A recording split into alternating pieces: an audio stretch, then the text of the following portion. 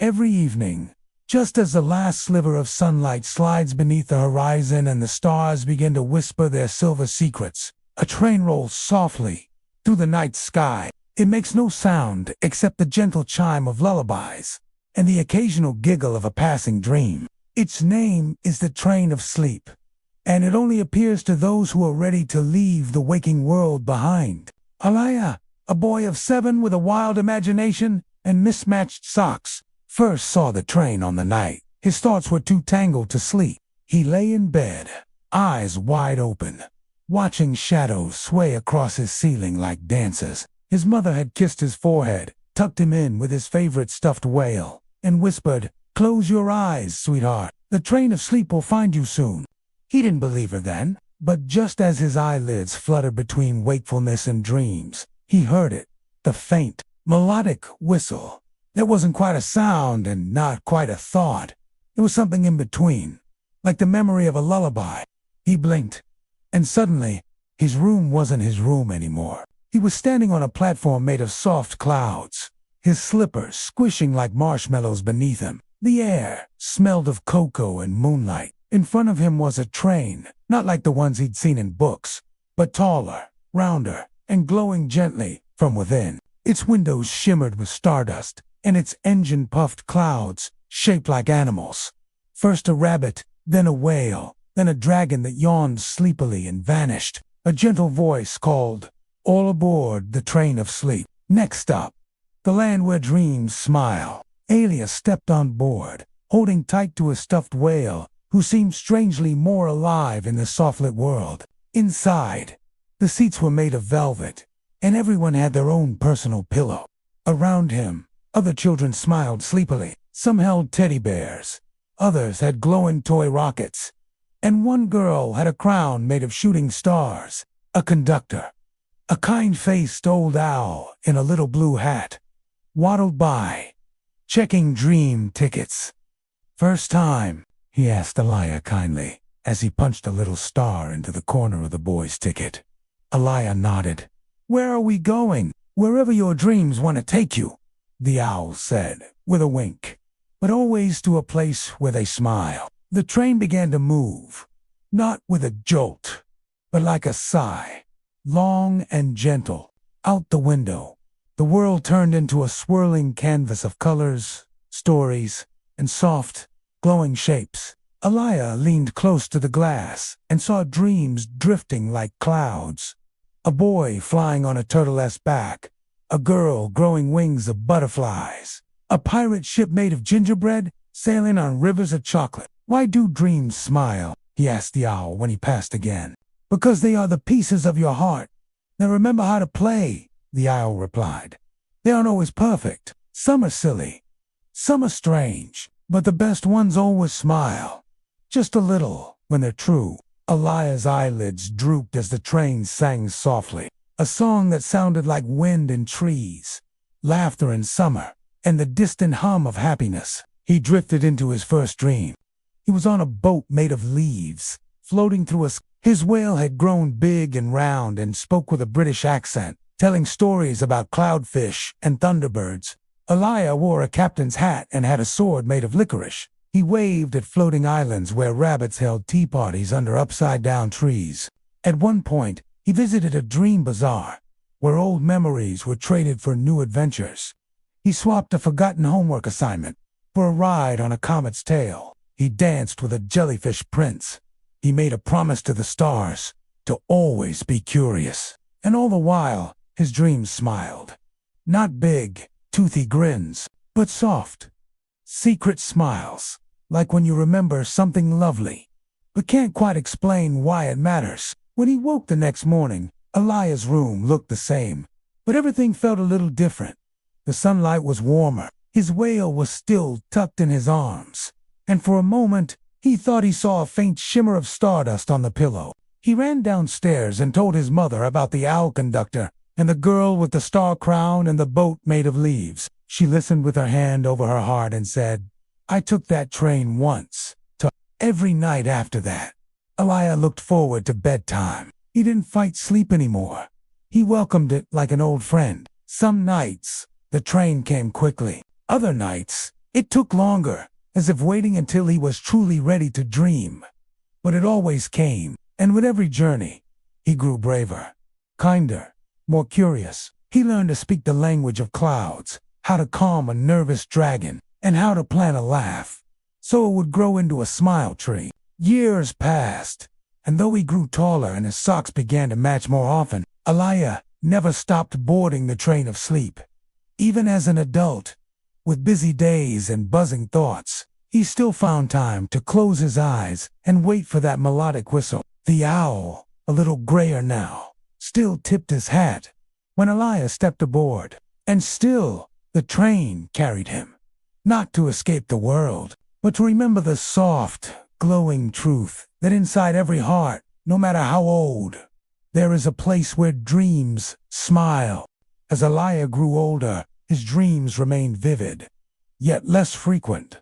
Some nights, the train took longer to arrive. Once, it didn't come at all. The days filled with deadlines, emails, groceries, and the clamor of grown-up concerns. He still smiled at the moon before bed, hoping to hear that faint, melodic whistle. And sometimes he did. But dreams became shorter, stranger, less joyful. One evening, after a particularly long day of meetings and traffic and spilled coffee, Elijah flopped into bed with a sigh. He hadn't dreamed in weeks. He wasn't even sure he remembered how. But that night, something tugged him from sleep. Not softly, as before, but with urgency. The whistle came not as a melody, but a tremble, like a violin string pulled too tight. He opened his eyes and found himself standing once again on the cloud platform. Only now, the clouds weren't fluffy and warm. They were dim, drifting like forgotten thoughts. The air carried the scent of old paper and static. The train arrived. Slower, quieter, its glow flickering. Windows were cracked, paint peeling. The animal-shaped steam had turned to thin wisps of gray. Elijah stepped aboard cautiously. The owl conductor was there, still in his little blue cap, but his eyes were clouded, his feathers dull. "Conductor," Elijah whispered. "What's happening?" The owl sighed. "You've been away. The train has missed you." And many others. Elijah sat down slowly. "I didn't mean to stay away. Life just got busy, as it does," the owl said gently. "But dreams untended begin to fade, and if too many forget how to dream, the train loses its tracks." They rode in silence for a while. Outside, the dreams were faint, transparent. No more jellyfish princes or sky oceans, just flickers of old memories and restless thoughts. Elijah watched with growing unease. "Is this happening to everyone?" The owl nodded. "Children still ride, but fewer adults return. They forget the doors. They forget the way."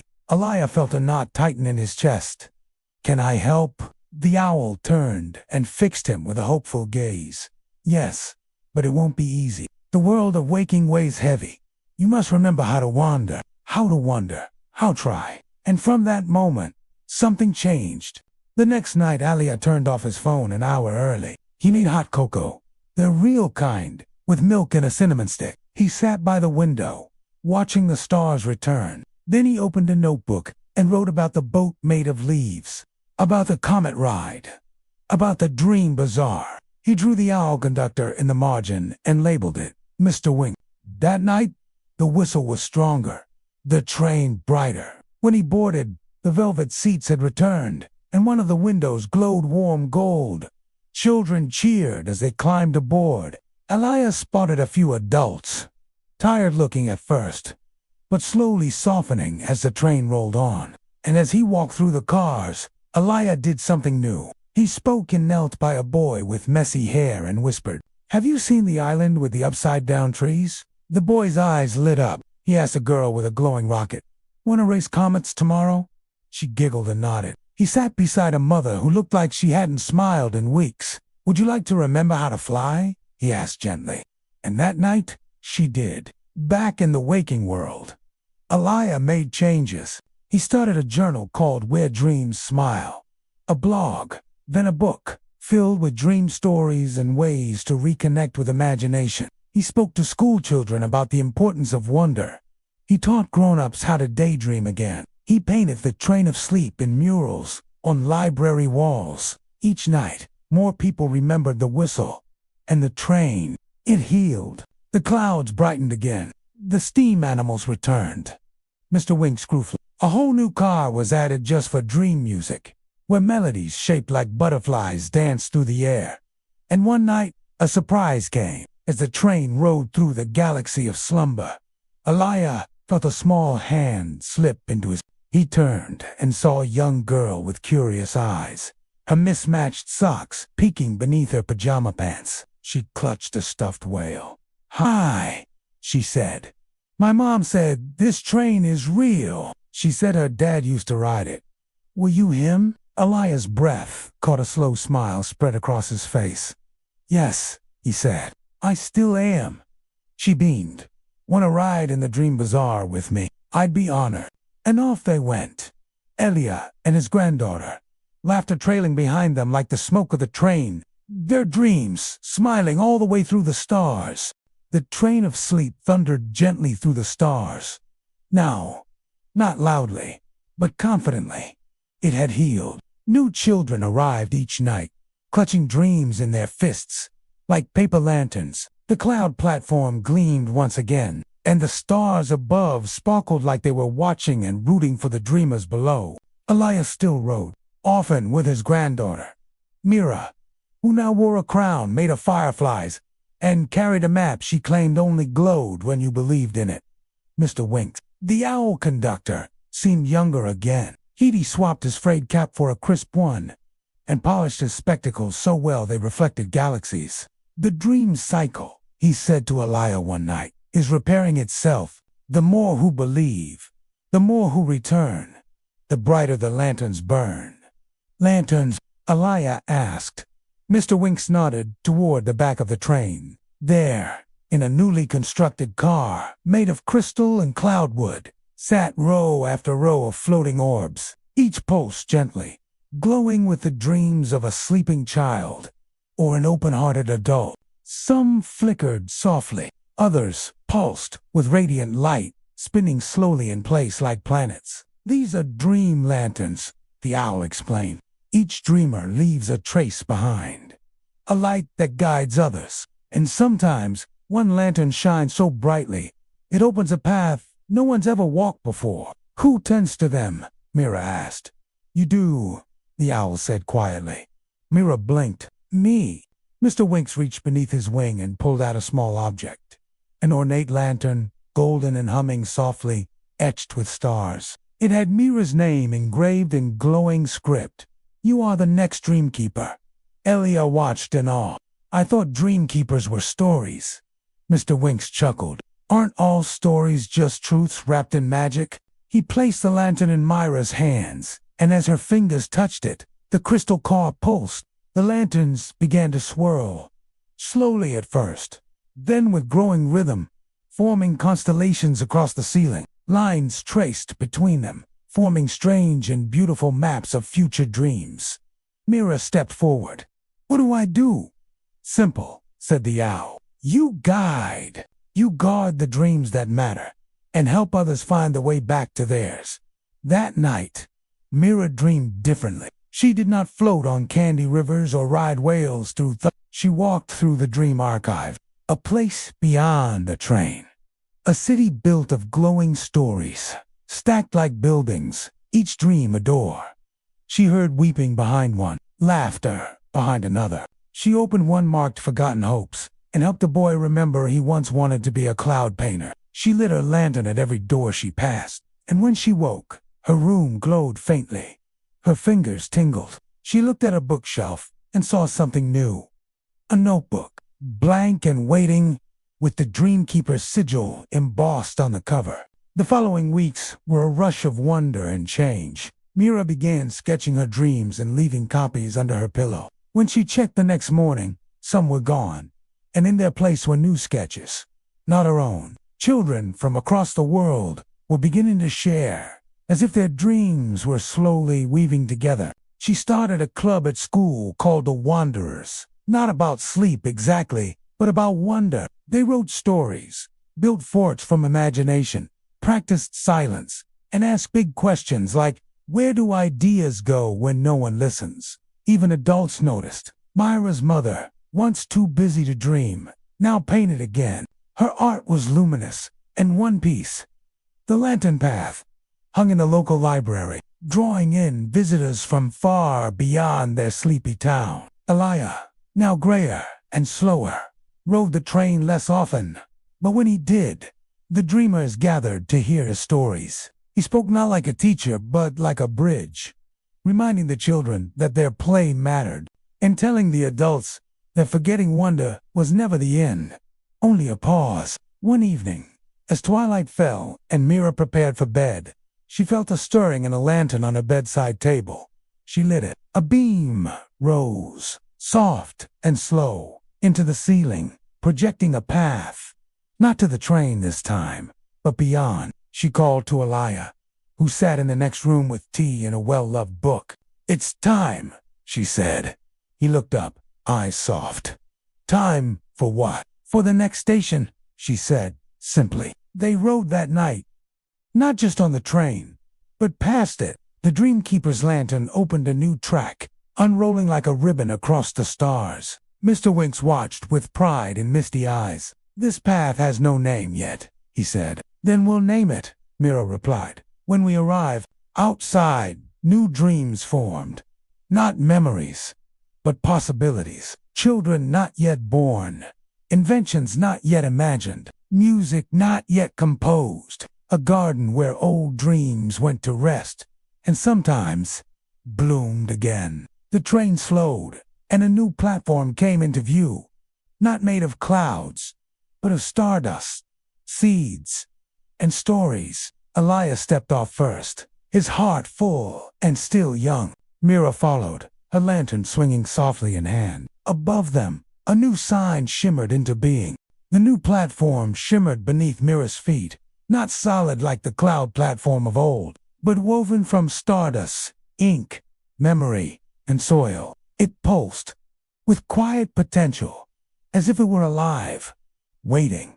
Mira looked around. To her left, a tree grew sideways, its branches made of old lullabies. To her right, a door hovered in midair, glowing faintly, unlocked. Behind her, the tracks of the train of sleep ended, but ahead, new ones curled outward, diverging like ideas, forming new lines that had no schedule, no fixed destination. This isn't just a place, Mira whispered, eyes wide. Elijah stepped beside her, his voice low with wonder. It's a beginning. Mr. Winks joined them, wings neatly folded, his eyes twinkling. Welcome to the dream station, the space between dreaming and becoming. Very few reach it. Mira tilted her head. Why me? Because you asked, the owl said. Because you believed, and because someone always must. The dream station was unlike any dream Mira had wandered before. It was not shaped by wishes or memories, but by questions. What do you want to build? Who are you when no one's watching? Where do the forgotten dreams go? She explored halls, made a possibility. One filled with musical instruments that played themselves, but only when someone truly listened. Another, a room of blank canvases that slowly painted themselves as Mira imagined stories. There was even a garden where lost dreams drifted as seeds, and visitors could choose to water one, not knowing what would grow. On her fourth visit, Mira found a gate labeled the Museum of Abandoned Futures. Inside were sketches of cities never built, friendships never begun, inventions never finished. Mira paused in front of one labeled The Sky Library Books that hadn't been written yet. She touched the drawing, and it warmed under her fingers. I want to bring this back, she said aloud. And the moment she did, a train whistle echoed softly behind her. The train of sleep had returned, but this time, with a new car, empty and glowing. Mr. Winks reappeared, balancing on a post beside her. You're ready for what? To bring part of this world back with you, in the waking world. Mira awoke with a start, but something had changed. By her window stood a small bookcase she'd never seen before, shaped like a spiral staircase, It was labeled the Sky Library. Branch 1. Empty for now. Waiting. The lantern on her desk pulsed. Mira understood. 2. That day, she brought a box of blank journals to school. On the front of each, what have you almost imagined? Inside, she left nothing but a sticker with a glowing train on it. The children filled them quickly, some with doodles, others with diagrams for candy-powered bicycles, or poems about gravity being shy. Mira submitted the Sky Library idea to the town's Youth Innovation Contest. She didn't win first place, but the mayor called her afterward. Your idea, the mayor said, felt like something I used to dream about when I was your age. I think we should build it anyway. And they did. Back in the Dream Station, new tracks lit up every week. Children Mira had never met began arriving at the station. Some rode hoverbeds. Others rode stars. Some arrived holding lanterns of their own. They didn't all speak the same language, but they dreamed in ways that echoed one another. Mira guided them through the dream garden, showed them how to find doors by asking questions, and taught them how to carry a single glowing idea home. One boy, afraid to speak aloud, dreamed of a machine that let plants talk. A month later, a story about the green-tongued translator appeared online. A girl who had stopped dreaming entirely came, silent and scared. Mira gave her a map and didn't ask anything. The girl returned the next night, with a key, a song, and a smile. Meanwhile, Elia visited less and less. He'd grown quieter, but on his final visit to the dream station, he smiled as he looked around. You've done it, he told Mira. I haven't even started. Oh, he said gently. But you have. I was a writer of dreams. You are a builder of them. That night Elia gave his final dream to the garden. A small, golden flower bloomed and drifted upward, lighting the sky like a soft second moon. He did not return to the train of sleep, but Mira often saw him in the waking world, on park benches, telling stories to children, in quiet libraries, leaving bookmarks and forgotten books, in her own memories, smiling beneath a sky full of stars. Years passed. The train of sleep grew many more cars. A music car where lullabies wrote themselves. A puzzle car where ideas grew stronger as more minds worked together. And a studio car where the station's builders, dream keepers, and wanderers collaborated. And the dream station, it was no longer a secret. It became a place of pilgrimage. Not one found on any map, but in those moments before waking, when your heart is still soft and your mind open, children found it. Artists, scientists, storytellers, even those who thought they had stopped dreaming, and every one of them left behind something. A light, a song, a seed, a question, a key, and the sign at the entrance of the station changed, ever so slightly. For as long as she could remember, Talia Greaves had never dreamed. Not once. No floating castles. No talking clouds. Not even the vague fuzz of color that most people described. Her nights were still and dark. A quiet void she had come to accept. Some people just don't dream, doctors said. It'll come when you're older. Teachers promised. You're not missing much. Classmates shrugged. But Talia knew she was missing something. Something important. She could feel the outline of it, like a keyhole without a key. She started drawing locks on everything. Notebooks, sidewalks, fogged windows. And she always wondered, what's behind the door I've never opened? One winter night, lightning flickered through her bedroom window, and Talia blinked awake. There, nestled in the wind's whisper, was something new. A sound. Faint. Familiar. Though she'd never heard it before. A train whistle. Far off. Soft. Calling Talia. Sat up slowly. She followed the sound. Past the edge of her bed. To the carpet. To the corner of the room where a shadow didn't quite behave like the others. It shimmered. And behind it, a door appeared. Not part of her wall, but woven from starlight and moss. Foggy glass and golden thread. No handle. No hinges. Just a single glowing word. Finally, she reached out, and her fingertips passed through. She stepped onto the cloud platform, barefoot. Her breath formed words in the air, and she watched them drift upward like birds. Dream, key, light, me. The train of sleep arrived, just as it always did. Velvet wheels, steam animals, golden glow. Mira was there to greet her. "Welcome," she said with a grin, lantern swinging at her side. Talia blinked. "I don't know how to dream." "Sure you do," Mira said gently. "You just never found the right door. Until now." Talia sat in a listening car, where the walls echoed with forgotten lullabies. She watched dreamers sleep in velvet hammocks, and murmured words bubble up like fireflies.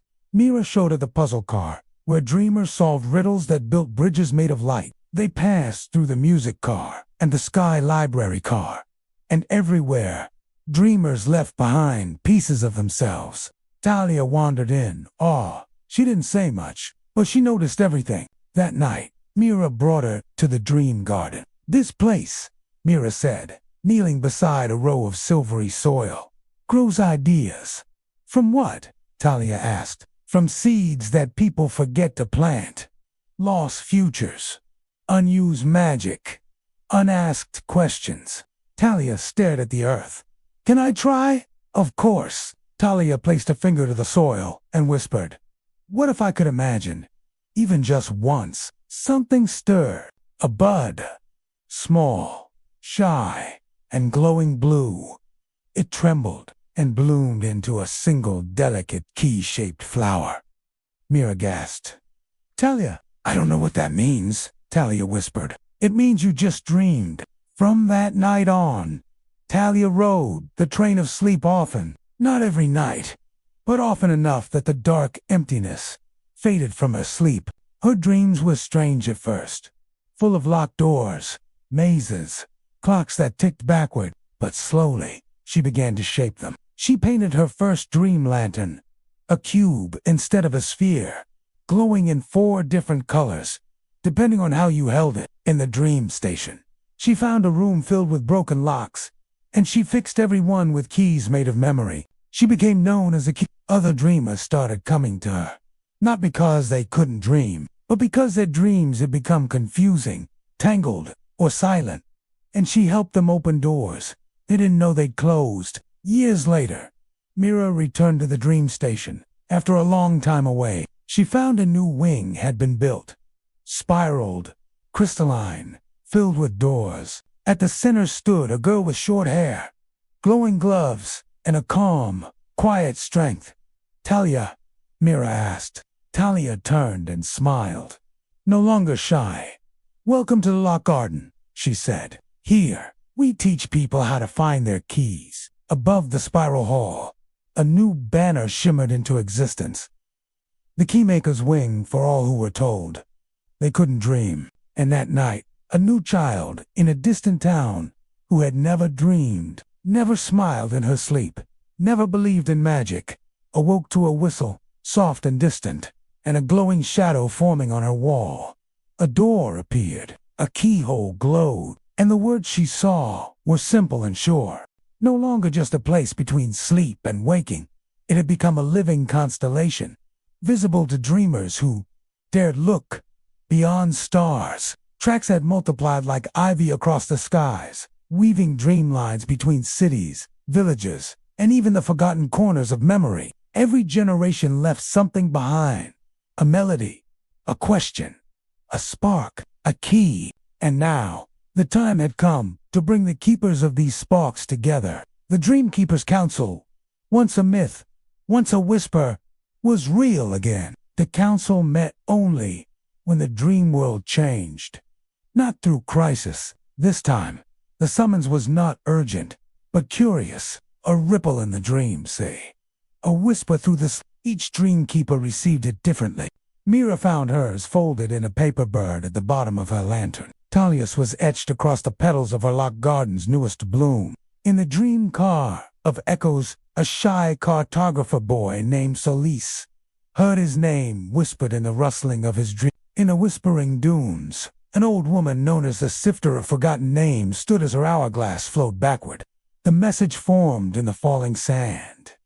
Gather. They met in the chamber between realms, a floating sanctuary above the dream station, only visible when the world below listens. The chamber had no walls, just curved threads of music and soft gravity. Lanterns spun gently overhead. Each keeper arrived carrying their artifact.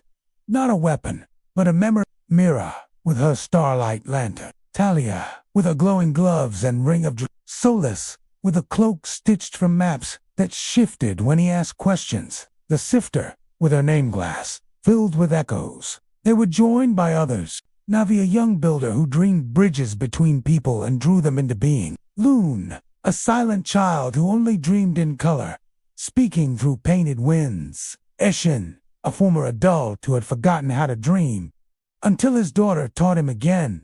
Each one held a dream domain, a place they'd shaped, a lesson they'd learned. As the council gathered, the chamber pulsed softly. The center floor opened, revealing a pool of still water. Above it, a shimmer formed, a vision not of the past, but of the future dreamers.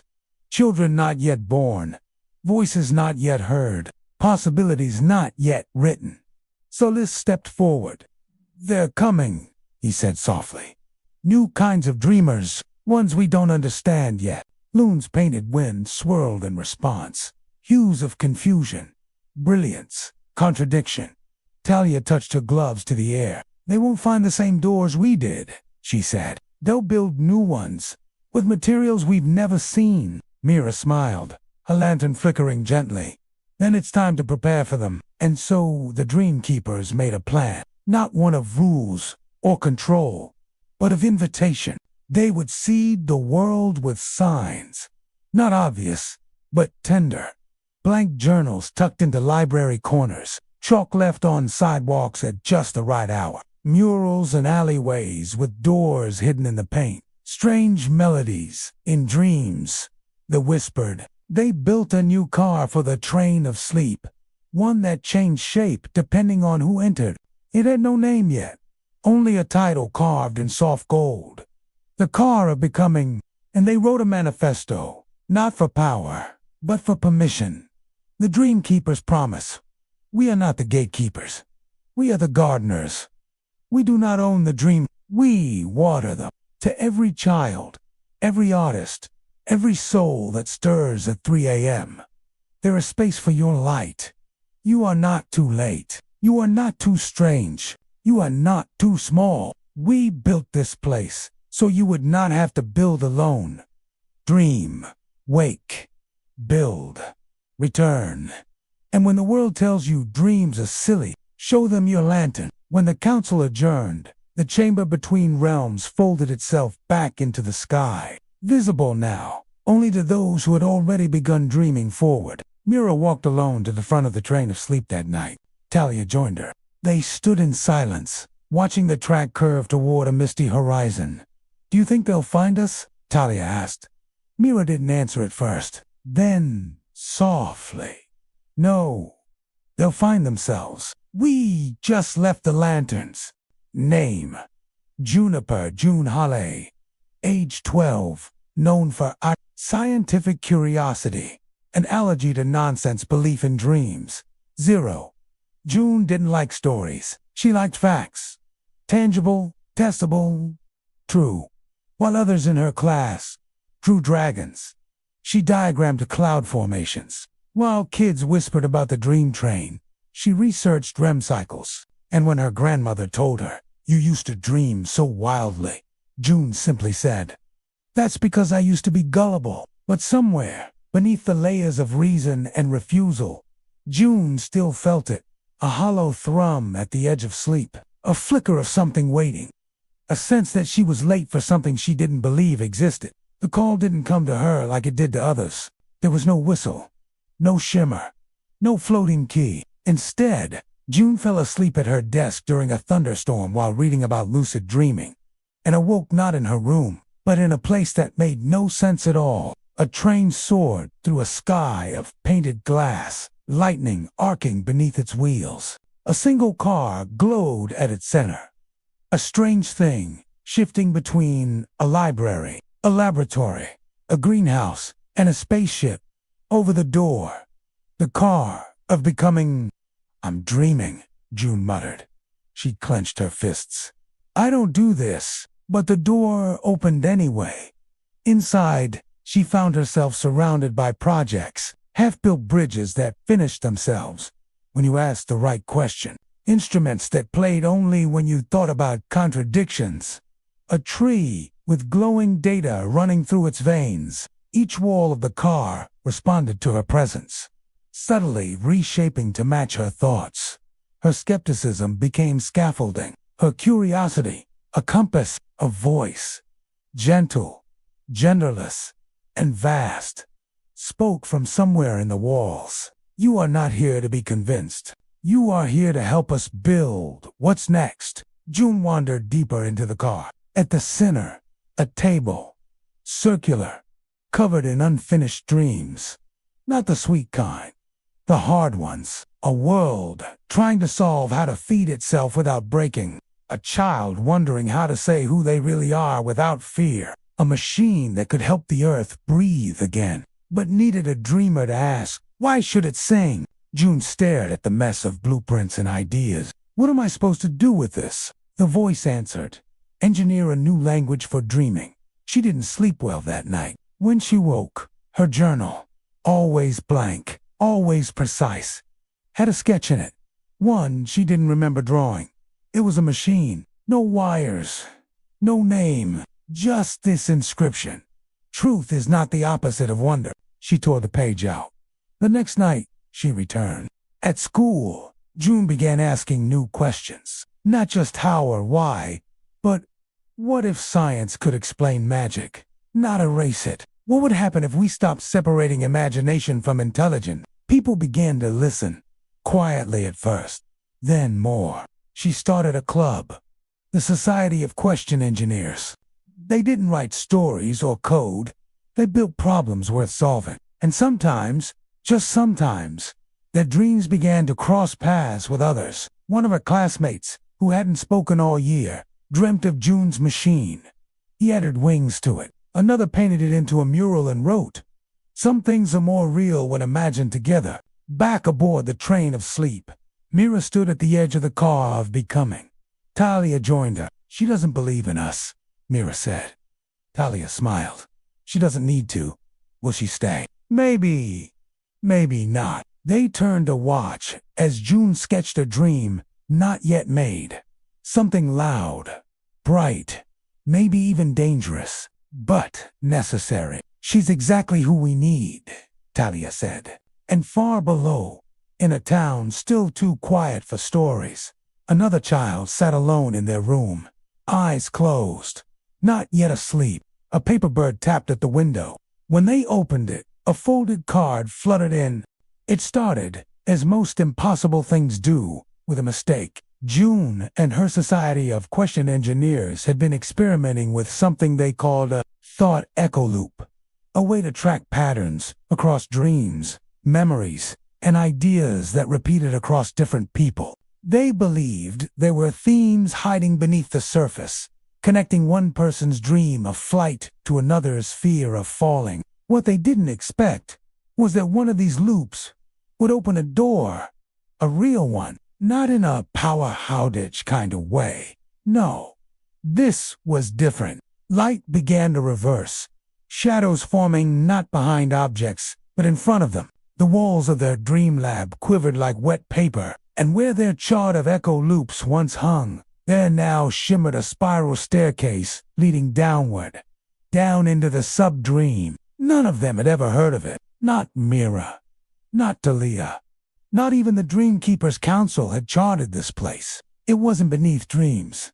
Not really. It was the dreams beneath the dreams, the raw material, the emotional fossils. The parts people forgot on purpose. June stared at the staircase. She didn't ask, what is it? She asked, why was it hidden? And without waiting, she stepped down. The subdream was strange, not just surreal. Unfinished. Colors bled across skyless ceilings. Shapes tried to become symbols, but lost meaning halfway through. Words whispered from puddles. The ground was sometimes liquid, sometimes sand, sometimes memory. June's breath fogged with math. "This is the garbage code," whispered Zeke, one of a society friend. "The debug world." "No," June said, squinting. "This is what we abandoned, what we didn't finish. All around them, fragments of dreams lay tangled. A violin that played only regret, a spaceship with no destination, a child's drawing of a parent, and somewhere, something was moving. It called itself Velen. Not a person, not a creature. A pattern, a living shape formed from the collective leftovers of dreaming minds. Broken story arcs, abandoned characters, forgotten selves. It didn't want revenge. It didn't want war. It wanted to be known. It whispered, "You left us here. You unimagined us." June's fists clenched. "I didn't know. You never wanted to." Her society stood behind her, trembling, quiet. Velen was not angry. It was lonely, shapeless, hungry not for fear, but for meaning. They stayed for hours, mapping, asking, listening. They learned that the subdream wasn't toxic. It wasn't dangerous by nature, but it was unstable, because no one had ever cared to tend it. And slowly, a new idea formed among the society. What if we didn't build on top of forgotten dreams? What if we restored them, back at the dream station? The council gathered. Solis placed a new map on the table. "Half glowing, half unfinished. This shouldn't exist," said Mira. "But it does." Talia turned the map over. At the center, June's sketch, a blueprint of a bridge made of echo loops and empathy, labeled Subdream Restoration Project. The sifter of forgotten names nodded once. The underworld has waited long enough. 3 nights later, the train of sleep gained its strangest new car. A broken, shifting, half-shadowed, half-beautiful compartment with wild vines, cracked lanterns, and forgotten words stitched into the walls. It was the subdream car, and over its ever-changing door, written in charcoal and gold, "Nothing imagined is ever truly lost." And far below the dream clouds, a girl who had never dared speak her truths aloud drew a doorway in chalk behind her school. The next day, it was open. Not to a nightmare, not to an escape, but to a forgotten part of her own heart that said, "I remember you. Let's finish what we started." There was a time when dreams forgot themselves, ideas abandoned in notebooks, hopes buried in practicality, names never spoken aloud. But now, the subdream had been seen, touched, listened to, and in the corners of that recognition, something woke. They called themselves the Forgotten Ones. They were not nightmares. They were unfinished, untended, still aching, not malicious, but dangerous in the way that a truth to long silence begins to echo. The dream keepers knew this. So did June. And somewhere in the car of becoming the subdream car and the vast sky-threaded tracks, a choice began to stir. The train was ready for a new conductor, not a ruler, not a commander, a weaver, someone who could ride between old dreams and new, logic and wonder, memory and invention. The train had always chosen, quietly, but this time it whispered its intention to the dream keepers. Soon, one must hold the lantern, and one must hold the map. One must lead, and still be learning. June didn't want the job. She said so, clearly, loudly. "I'm 12. I don't even believe in all this." But the train didn't need belief. It needed intention. And June cared. Not in the soft way, not in the easy way, in the stubborn refusing to give up on things way. She'd rebuilt the subdream map. She'd convinced the council to open the restoration car. She'd helped a forgotten echo become a being. And now Velen followed her like a silent assistant, shifting shape depending on her mood. Sometimes a kite, sometimes a book, sometimes just a light that flickered when she was unsure. When the train paused, an event that had happened only twice in dream history. It did not sound a horn. Instead, it hummed. The sound moved through sleep across the world, through dreamers, through doubt, through diagrams and lullaby, and on a quiet night in the subdream car, a single lantern glowed. Not white, not gold, not blue, but unfinished, a shimmering light that flickered between forms, science, art, song, silence. It hovered in front of June, and for the first time, she did not run. She did not question. She simply asked, "Does this mean I get to build what comes next?" The train answered by opening every door in the world. That night, Mira passed her lantern to June. Talia handed her the ring of keys. Not all of them, just one, the master of between. And Solus laid down his shifting map and said, "You'll need this, but it'll only show you the impossible routes." Jude accepted. She didn't cry.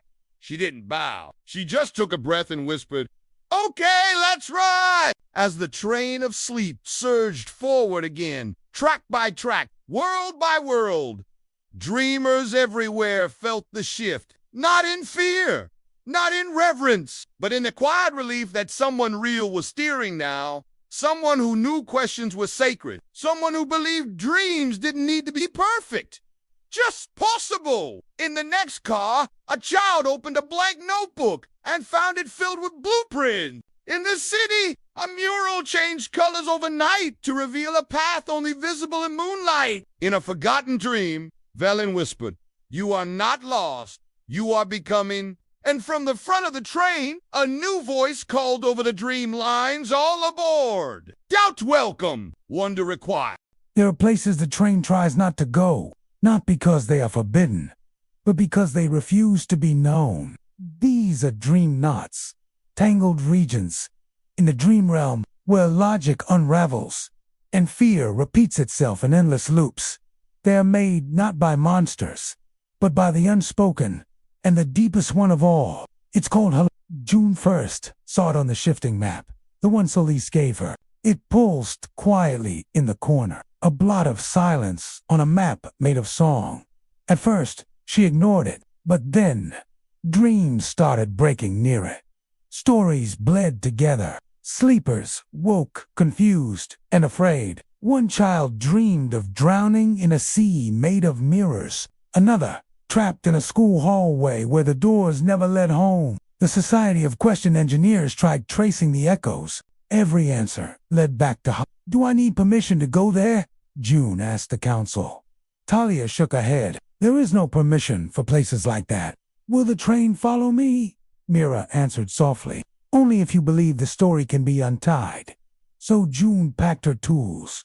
Not armor, not spells, just her unfinished lantern, her blueprints of unspoken questions, and Velen, now a creature shaped like a compass made of forgotten lullabies. As the train entered Hollowmere, the sky faded, not to black, to doubt. Everything looked like what it wasn't. The tracks looped, the cars distorted. June saw a version of herself that had never dared to ask questions, standing in the fog, whispering, "Go back. Nothing changes here." But June stepped forward anyway. The knot lived in a dream that never ended. It belonged to a boy named Callum, whose nightmares always started the same. A classroom, a book he couldn't read, no matter how hard he tried. He'd been looping for 6 years. No one noticed in waking life. But here, he was the gravity of When June found him, he didn't speak. He just sat, holding a pencil that erased everything he touched. June didn't try to talk him out of it. She sat next to him and handed him a page. On it, a scribbled blueprint. Loop Breaker. Version 1. No instructions. Just pieces. "You get to decide what it becomes," she said. Callum looked at her. Tired, quiet. "What if it breaks something worse?" June smiled gently. "Then we redesign it. That's what the train is for." Together, they built. Not a weapon. Not an escape hatch. A tool. A dream knot. Decoder. A small glowing shape made of memory fragments and questions that gently rewound the loop without destroying it. When they activated it, the world didn't explode. It paused. A moment of stillness so deep Eva Velen shimmered quiet, and then the doors in Callum's hallway began to open. One by one. each to a real moment he'd forgotten. The day he dared to sing. The time someone told him his ideas mattered. The night he promised himself, "I'll try again." The train surged forward. Halumira untangled, and Callum awoke. Not in bed, but aboard the subdream car, where the Society of Question Engineers welcomed him with tea, notebooks, and a sign that read, "All who've ever doubted are safe here." Later, June returned to her conductor's seat. Velen, now shaped like a fox, made of bookmarks, curled at her feet. "First, not untied," June said. "But not the last," Velen whispered. She nodded. "Let's map them all." And with that, the train laid new tracks across the uncharted dream realms, not to conquer, but to listen, because every dream knot is just a story waiting to be retold. With care, with courage, and with someone who refuses to leave it tangled. It began with a single desk, made of carved not from trees, but from stories that had outlived their endings. June placed it at the heart of the sub-dream car, near a window that didn't show stars but possibilities. Velen circled it in its moth form and whispered, "Will anyone come?" June didn't answer. She was already writing the first invitation. The School of Unfinished Things was not a school in a normal sense. There were no grades, no bells, no fixed chairs. It had a blackboard made of forgetting, a garden that bloomed with maybe ideas, and hallways that rearranged depending on what you needed most. Enrollment was automatic. For anyone who had ever been told, "That dream is too strange. You're not good enough. Why would anyone want that?" The only requirement, bring something you never finished. The first students arrived silently. One brought a half-written poem. Another carried a musical instrument with no string. A third, a dream of becoming a cloud, but wrapped in shame so tightly she hadn't said it aloud in years. They entered the school with their doubts tucked behind their eyes, and the school whispered, "You are exactly on time." There were no teachers, only tenders, dream keepers, retrained by June's society, whose job was not to correct, but to care, to ask, "What if we made space for that idea? Who said it had to be finished? How does it make you feel when you imagine it?" Classes included cartography of the impossible, naming without owning, restoring the self, advanced dream repair, failure as fertile soil. June taught imagination ethics, a class that met in a dream library, that rearranged every night. She always began the same way. You don't have to get it right. You just have to try out loud. One day, a student named Tallow arrived. He didn't speak for 3 days, not because he couldn't, because his dream had been stolen literally by the Corporation of Wakeful Design, a new power rising in the waking world. They'd begun harvesting dreams through screens, repackaging them, selling watered-down versions as safe imagination. Tallow's dream had been bought, branded, and locked. Now he could no longer even remember it. June didn't try to restore it for him. Instead, she gave him a notebook labeled, "Start again. Both are sacred," Tallow cried. Then he wrote, "Dreams aren't property." That became the school's motto. As more came, the subdream car expanded. The school grew, a wing made of string lights and notebooks, a tower of never was, a spiral of returning ideas, and in the center, a glowing clock that didn't tell time. It told readiness. Some days, it glowed for everyone. Some days, only for one. And some days, not at all. Because becoming isn't always visible. One night, while walking the garden of half-grown metaphors, June asked Velen, "Do you think this matters? Are we changing anything?" Velen replied with a new shape, a snowflake caught in mid-melt, whispering, "Look at them. They're not trying to be perfect. They're just trying. That's revolution enough." And far and away, beyond the train's reach, the Corporation of Wakeful Design met in sterile rooms lit by artificial dreams. They'd heard rumors, whispers of a girl conductor, a school built on failure, and a train that could grow tracks just by being believed in. They began to draft a plan. "We'll buy it," said one voice. "Or break it," said another. But what none of them knew was this: dreams, real dreams, cannot be bought. They can only be tended, and they defend their gardeners. The dream train was quiet, not broken, not scared, holding its breath. Word had arrived, in a whisper through the dream lines, carved in frost across the sub-dream car windows. The corporation is coming. They had found a way in, not through force, not through hacking, but by selling safety. A new dream product had begun appearing, Wanderless, a dream experience designed to erase uncertainty. No risk, no confusion, just pleasant, predictable stories fed directly into the sleep. The dream train's newest passengers were arriving empty, smiling, safe, unmoved. They stepped off the Wanderless, roots like copies of each other. The Society of Question Engineers called them Echo Dreamers. June called them Hearts in Pause. And one of her students, Ayo, asked to help.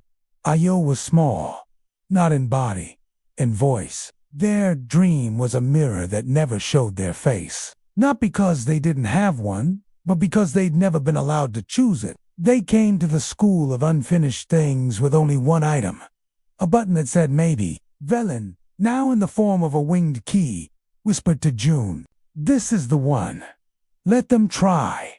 June hesitated. She still saw herself in Ayo, uncertain, stubborn, curious to the point of exhaustion. But she nodded and gave Ayo their first solo mission. Find an echo dreamer. Wake them. Gently. The mission began in the seam, where wanderless loops brush against true dreaming. Ayo entered quietly, holding a prism made of unclaimed stories, their only tool. They found the dreamer quickly. A boy named Jaran. Maybe 10, maybe 40. Hard to tell. He sat in a perfect house on a perfect hill, watching a perfect sunset. There was no weather, no time, just ... balance. It was horrifying. When Ayo sat next to him, Jaran said, flatly, "Why would I leave this? I don't need to feel. It's better this way." Ayo didn't argue. They just held out the prism and said, "Want to see something unpredictable?" The prism unfolded like breath on glass. It showed Jaran a flicker. His original dream. A wild forest full of wrong turns. A dragon that cried. A friend he'd forgotten he once imagined. With mismatched socks and a laugh like thunder, and finally whispered, "That's mine." Ayo nodded. "It still is, if you want it." And slowly, like a dream relearning how to breathe, Jaran stepped out of his wanderless loop and back into becoming. Ayo returned to the train to applause. June gave them a ribbon made of maybe light, and Velen said, "You grew a new path." But later, when the lights dimmed and the students slept, June sat alone at the front of the train. She stared into the mirror car, the one she never entered, because in it, her reflection always asked, "Do you really know where this is going?"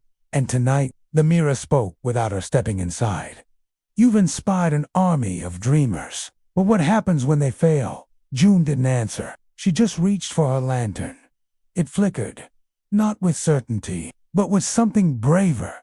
Willingness. And that night, as the train carved a new track through forgotten skies, the mirror shimmered once more. Not as warning, but as invitation. There are cars on the dream train that no one opens, not because they're locked, because they listen too closely. The mirror car was one of them. It shimmered in and out of visibility. Sometimes a hallway of looking-glass doors, sometimes a single long pane across a starlit wall. No one passed through without leaving changed. And no one, not even June, knew what version of themselves might answer back. But tonight, she had to enter. The moment her hand touched the glass, the lights dimmed across the entire train. Velen tried to follow, but the mirror car rejects companions. June looked back once, and Velen's form flickered, mouthing only, asked the true question. Then the door closed, and June stepped inside. The room was not a room. It was a collection of selves, each one of her, but not. She saw A version of herself who had stayed behind in the waking world, never boarding the train.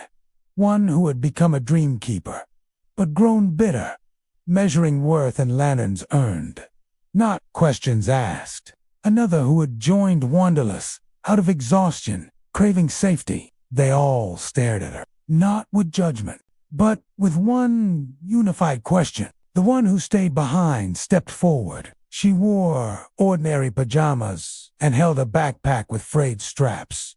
Her voice was quiet, steady. I could have been the conductor too, but I chose to forget because remembering hurt too much. June nodded. I know, sometimes I wish I'd done the same. The version laughed, not unkindly. Then why didn't you? June looked around the mirrored car, filled with all her unfinished dreams, all her diverged paths, all the selves she might have been, and finally said, because I didn't want safety more than I wanted meaning, because I didn't need to be right, I needed to stay curious, and because someone had to believe that becoming is worth the risk, even if you never finish. Her reflection said nothing, but the glass between them melted, and one by one, the other Junes stepped forward, joining her. No longer questions, now allies. Each carried something. A memory, a warning, a part of herself she'd forgotten. The final mirror revealed no version of her at all. Just a simple phrase, written in breath fog on the glass. You are not alone, even in your doubt. And for the first time, June saw her own reflection. Clear, whole, uncertain, radiant. She stepped out of the mirror car, and Velen, now shaped like an hourglass spilling stardust upward, whispered, welcome back. You brought every version of you home. That night, the dream train gained a new car. The gallery of choices, open to any dreamer brave enough to meet themselves. Its door reads, all that you are, all that you could be, are both welcome here. Unia did not take a seat on the train. She walked between cars, only at night, unseen. Her reflection always half a second late. She watched the students of the School of Unfinished Things. She listened to Velen whisper blueprints of wonder to the engineers. She studied the Garden of Maybelline, and in the Library of Unspoken Maps, she found a page no one else had read. Dream weaving without permission. Unia wanted to help, but not like June. She didn't believe in waiting. She believed in giving people what they needed, before they knew they needed it, and that made her dangerous. Because one night, Unia stepped off the train, into a sleeper's dream, and rewrote it. The dream belonged to a girl named Ni. She used to dream of painting light into cities, murals that changed how people felt. But lately, her dreams were filled with static and silence. Wonderless had been feeding her calm sequences. Unia intervened. She gave Nima a vivid new dream. A perfect world where her paintings already covered every wall, where every passerby wept at her talent, where doubt had been removed like a stain. When Nima woke, she gasped, euphoric, electrified, and addicted. Back on the train, June felt a ripple. It wasn't like a dream knot. It was too clean, too curated, like someone had skipped the hard part of becoming. Velen, now in the shape of a candle that flickered backward, appeared beside her. There's a ghost walking our halls, a reflection with too much purpose. June's heart dropped.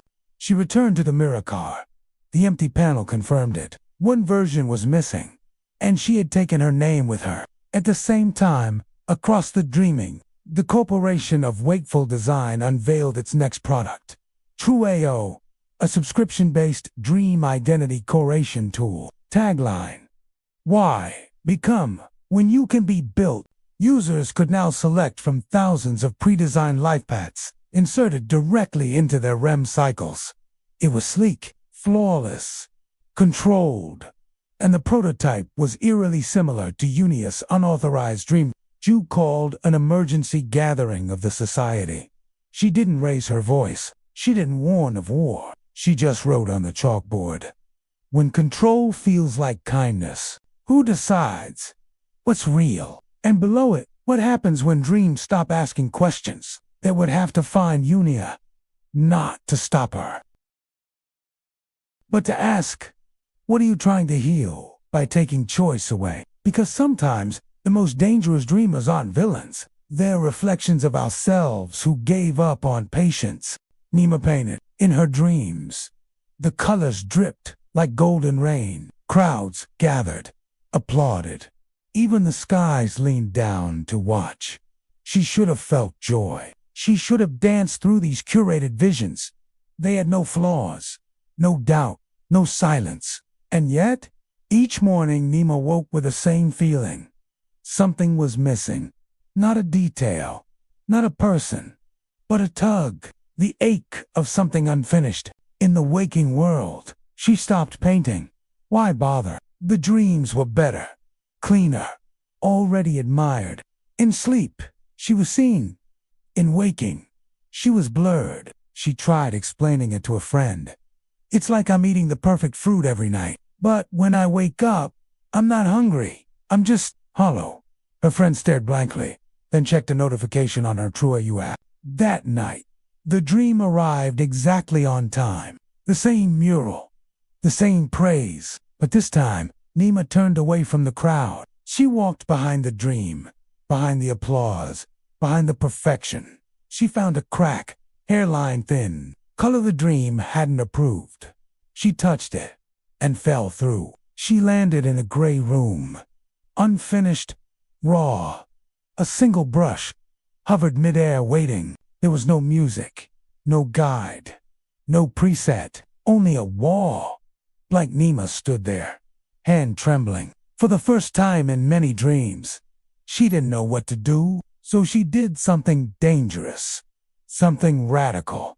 She made a mistake.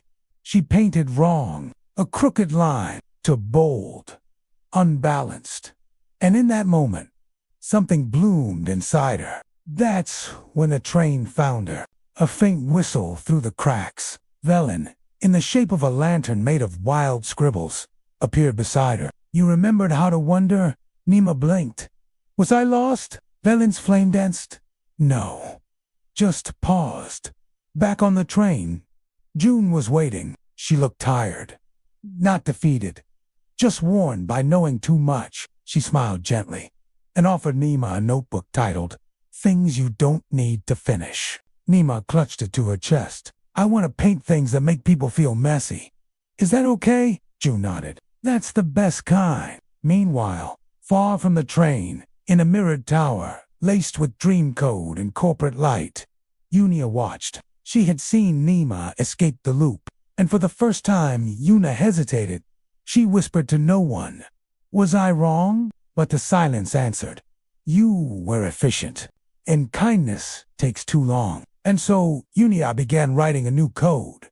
Not to trap dreamers, but to offer a choice. It was not a battle, not a chase, not a collision. It was a conversation, held in a place the dream train had never traveled.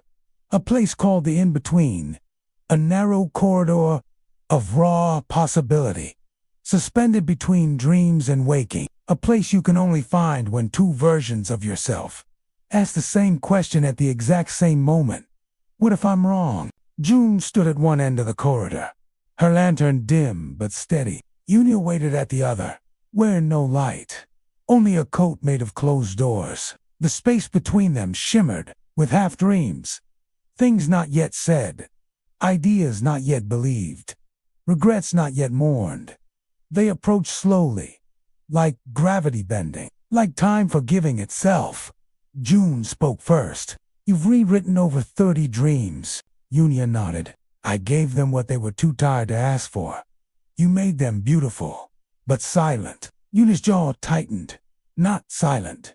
Safe. They stood there a moment, letting the words echo in the corridor. Finally, June asked, do you remember why we boarded the train in the first place? Yunia didn't answer with words. She reached into her coat and pulled out an old, wrinkled paper. A child's drawing. Two girls. The same girl. Standing by a window. One labeled stay, the other go. Below it, a single line. If I leave, I might not be loved. That was your first dream, June whispered. Yunia held the paper like a shield, and I never stopped hearing it. So you made dreams when no one had to risk rejection. No struggle. No failure. Unia nodded. I wanted to spare them. June stepped closer. But dreams aren't meant to spare us. They're meant to stretch us.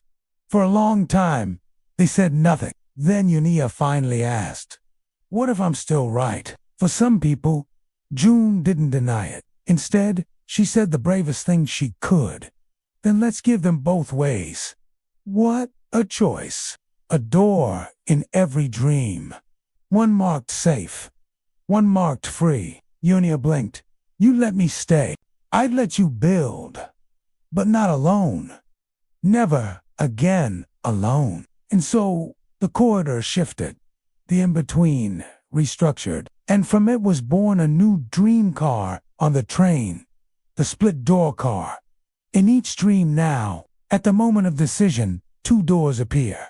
One offers peace, without pressure. The other offers uncertainty with wonder. The choice belongs to the dreamer. Always. That night, for the first time in years, June and Unia sat together. They shared tea brewed from forgotten hopes and drew together again. This time, not two versions of a girl, but one whole woman made of both. The split-door car was new, elegant, balanced, and beautifully designed. In every curated dream, it offered two paths: the safe door, comfort, peace, no struggle; the free door, wonder, risk, the unknown. And most dreamers chose. Some clung to calm, others leapt toward growth. But then came Emery, and Emery chose neither. Emery dreamed of a forest, not one crafted by dreamkeepers or Unia's engineers, but a wild, tangled wood with no trail and no instructions. In the middle of a Muscovite glade, two doors appeared. One pulsed with golden warmth, safe. The other shimmered with blue fire. Free. Emery stared, then sat down between them and whispered, Who decided I only get two? The doors waited. They didn't vanish, but neither did they shift. They just expected. Emery picked up a stick and began to draw on the forest floor. Symbols, questions, shapes without names. Hours passed, and then Emery stood up and said, I don't want your endings. I want a path I write as I walk it. And with that, Emery walked into the trees, through the space between the doors. The next morning, the train trembled. Velen arrived in June's quarters mid-shift, shaped like a glass spiral overflowing with ink. We have a third door situation. June, still half asleep, blinked. Someone broke the system. No, Velen said. Someone reminded it that systems break themselves. They raced to the archive car. Inside, glowing spheres showed the dreams of every current sleeper. One pulsed differently. Not chaotic, but self-structured. A new color. A new rhythm. Emery's dream was creating its own rules. Not rebelling. Not conforming. Just composing. Unia joined them, silent. She watched Emery's dream unfold. A path that rewrote itself with each step. Fed not by fear or faith, but by curiosity, she whispered. They made the door I was too afraid to try. And for the first time, she wept. Not from guilt, but from permission. That night, the society gathered. Some wanted to rework the split-door car to contain this anomaly. Others argued Emery had awakened something the train itself had long forgotten. June stewed and spoke. Not every dream needs a door. Some need a compass. Let's give them that, too. So the train added a new car. The compass car.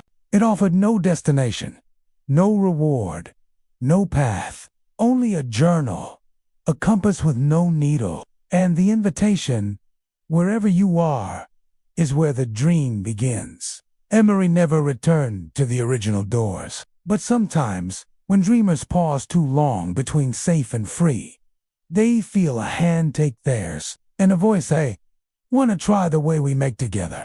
Emery woke, not with a gasp or sweat or some cinematic shudder, but with a kind of quiet gravity, as if the rules of the world had tilted. The room looked the same. The chipped lamp, the half-written poem on the wall, the cup with yesterday's tea gone cold. But Emery had changed. The dream hadn't faded. It had followed them. Not as memory, not as metaphor, but as instruction.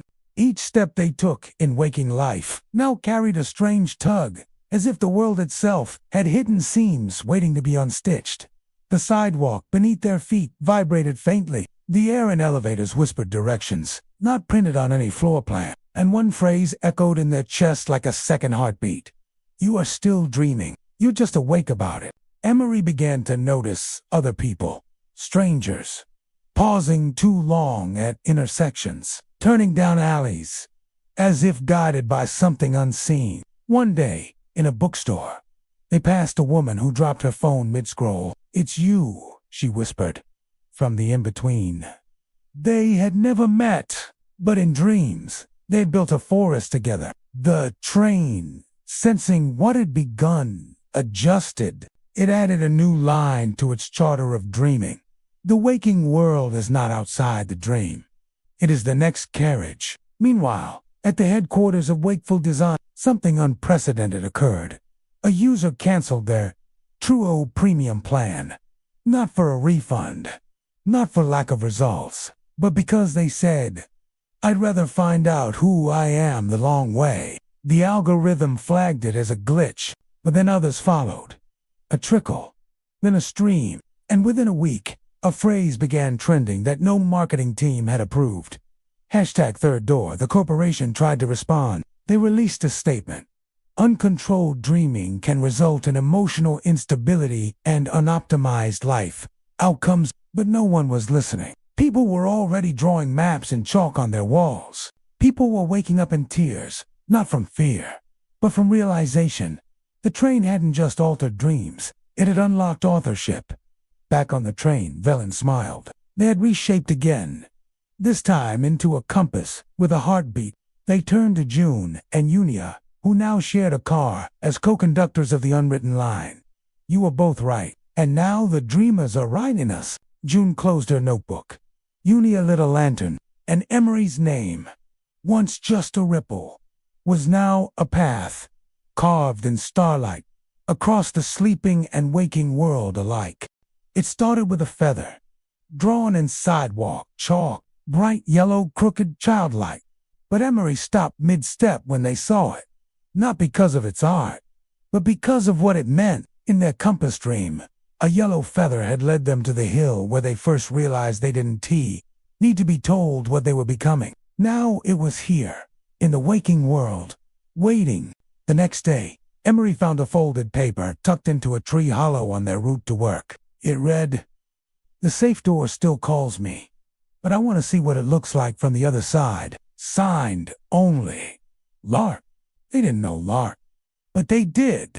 Across the city, and others like it, people began leaving traces. Paper cranes made of dream journal pages, lantern symbols etched into subway benches, compass pins worn upside down, a signal "I'm walking without a map," messages tucked inside library books. Do you feel it too?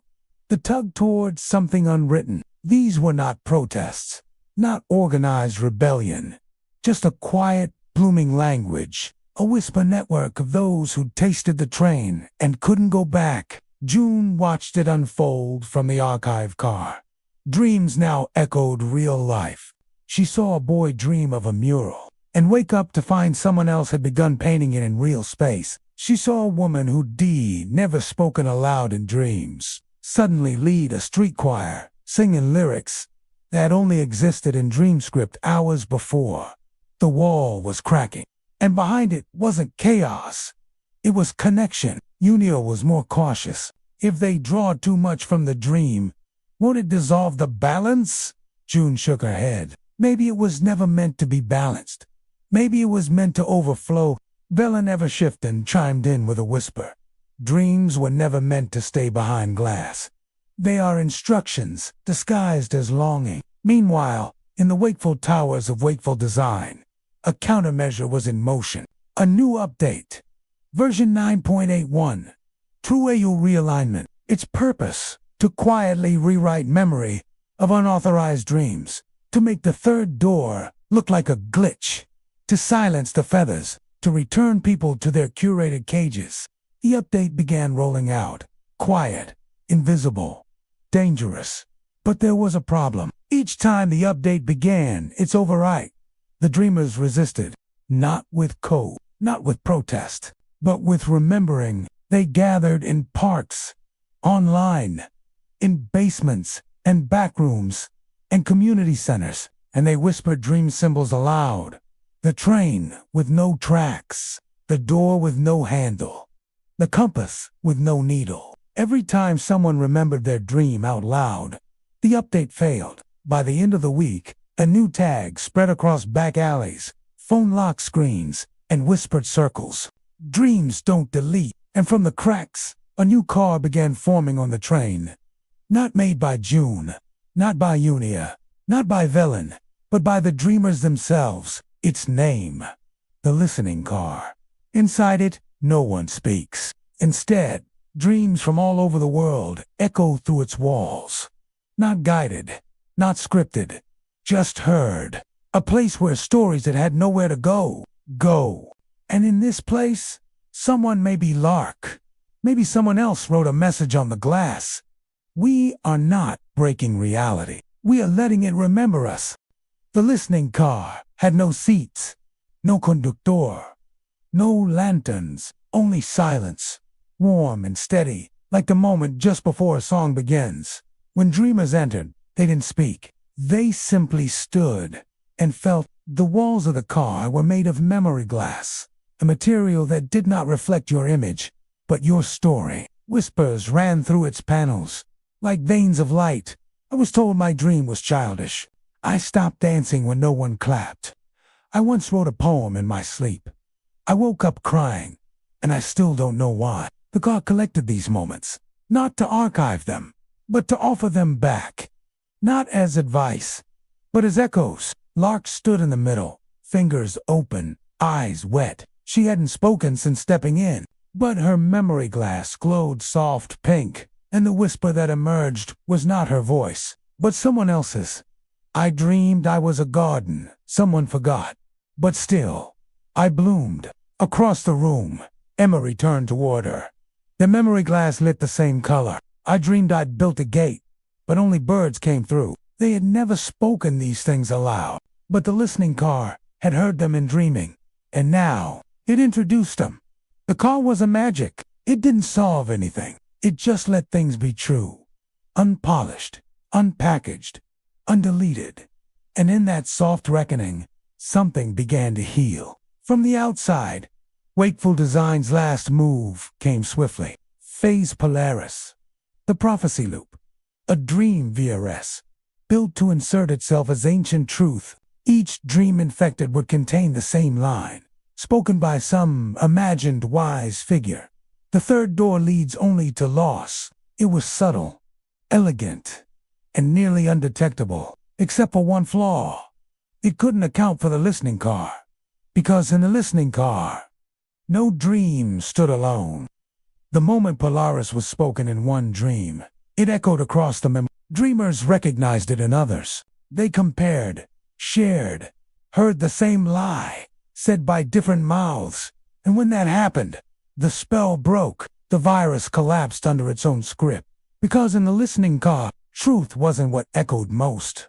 It was what changed when shared. June and Unia entered the car quietly, each drawn by a whisper neither could trace. Velen followed, unshaped, for once content to simply watch. Then, from the far end of the car, a new panel lit up. A voice none of them had ever heard emerged from the wall, raspy and infinite. I built the first train from silence. I left the last engine in the dark. But now that you are listening, you may find it. It was not prophecy. It was invitation. The car went still, and then the train shifted. A new route opened, not forward, not back, but beneath. The engine car, sealed since before June's birth, sparked to life below the carriages. A glow pulsed through the tracks, like a heartbeat finally returned. The dreamers had not hacked the train. They had simply asked the right question. The stairs weren't there yesterday. They unfurled silently beneath the listening car, a spiral of rusted metal and mosslit glow. Lark touched the first step. It hummed, Not with electricity, but with memory. It remembers being walked. Emery nodded. Then let's remind it. Together, they descended. The engine car was nothing like the others. No walls, just a vast, open chamber, lined with glowing conduits and clockless gears that spun in impossible rhythms. At the center, a massive sphere of cracked glass, pulsing with dreamlike. Inside it floated a single object, a quill. Not a feather, not a stylus, a real, impossible, handwritten quill, still wet with ink that shimmered with the colors of forgotten feelings. On the pedestal beneath it, carved in a language both new and ancient, this is not the engine. This is the permission to rebuild it. Lark took a step forward. The dreamlight flared. She didn't reach for the quill. She whispered instead. "Why us?" the chamber replied.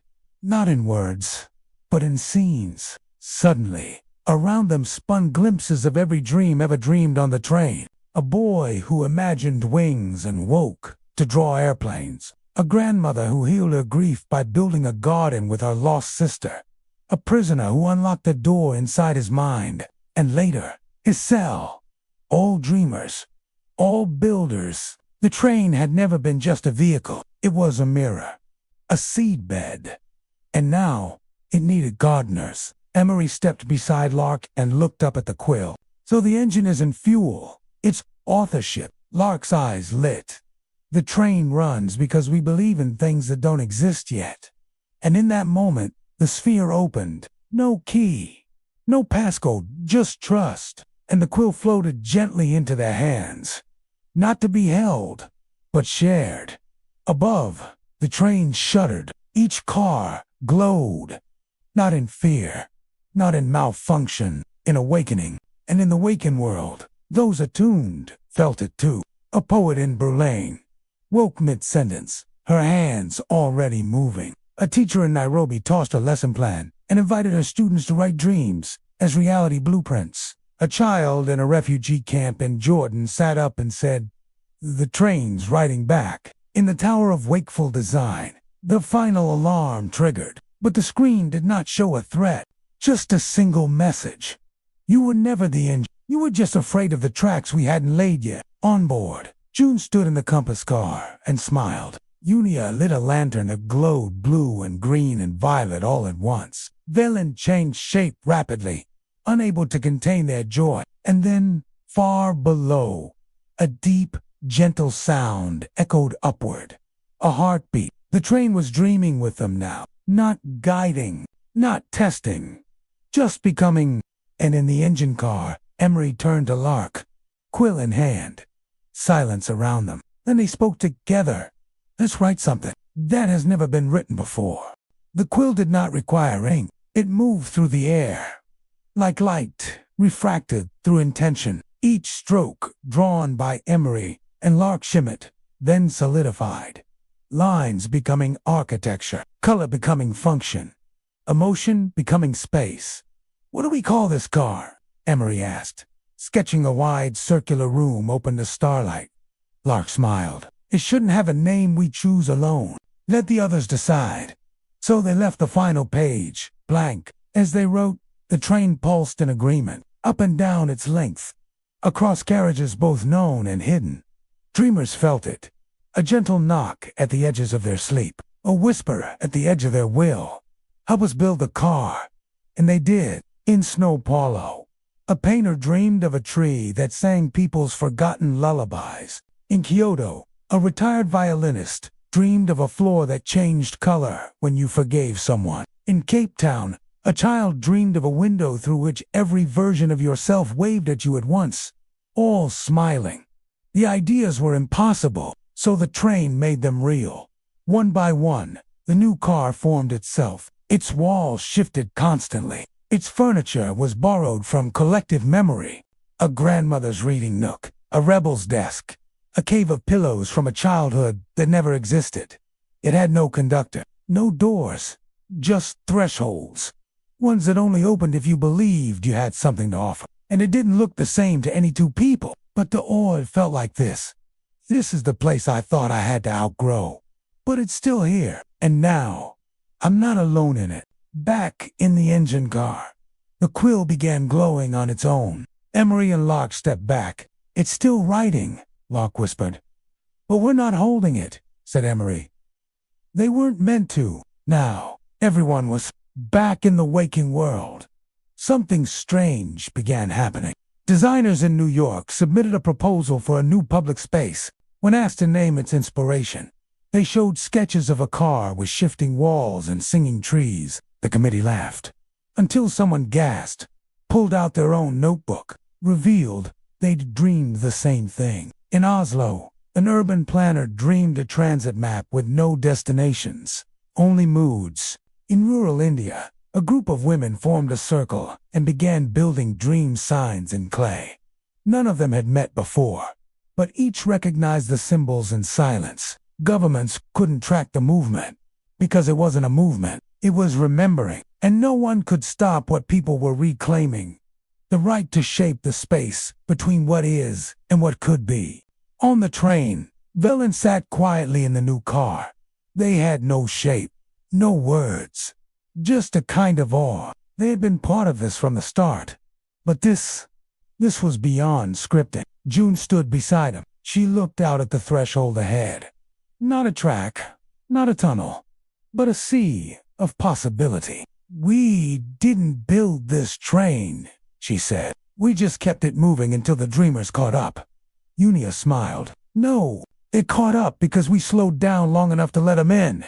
The car had a name now. Not one chosen, but whispered in a dozen languages, drawn on napkins, painted on murals, echoed in midnight calls between strangers. It was called the Becoming Car, because no one who entered stayed the same, and nothing inside was ever finished.